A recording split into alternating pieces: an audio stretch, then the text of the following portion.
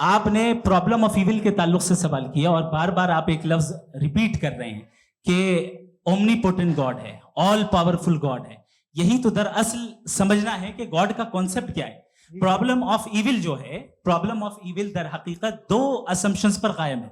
अगर आप इन दो असम्पशंस को समझ जाएं तो ये प्रॉब्लम नहीं रहेगी, आर्ग्यूमेंट आपको समझ में आ जाएगी कि ये कोलैप्स कर जाता है।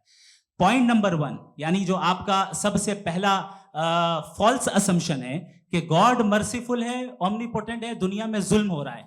लेकिन आपको ये समझना चाहिए कि हमारे वर्ल्ड व्यू के मुताबिक गॉड सिर्फ ओमनीपोटेंट और सिर्फ मर्सीफुल नहीं है, बल्कि वो ऑल वाइज भी है और वो ऑल नोइंग भी है। उसके हर काम के पीछे हिकमत और विजडम है। ये कोई जरूरी नहीं है कि वो हिकमत और विजडम आपको समझ में आए या मुझे समझ में आए।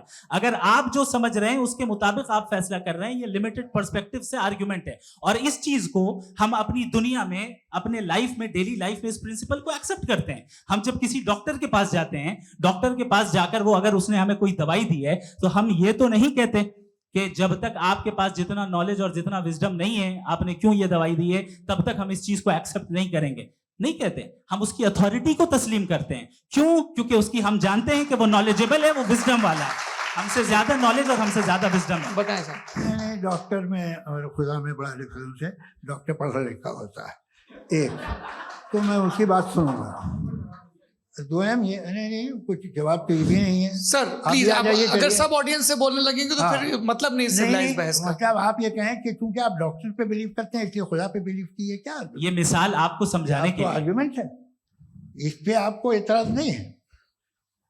तो सिंपल बात ये है कि मैं अगर ये यकीन कर लूँ कि एक ओमनीपोटेंट, उसकी मसलहत है, ये जो बच्चे मर रहे हैं ये मसलहत है उसकी, मुझे नहीं चाहिए थी मसलहत। उसकी मसलहत नहीं, यही तो समझना है, मतलब एक्सपीरियंस।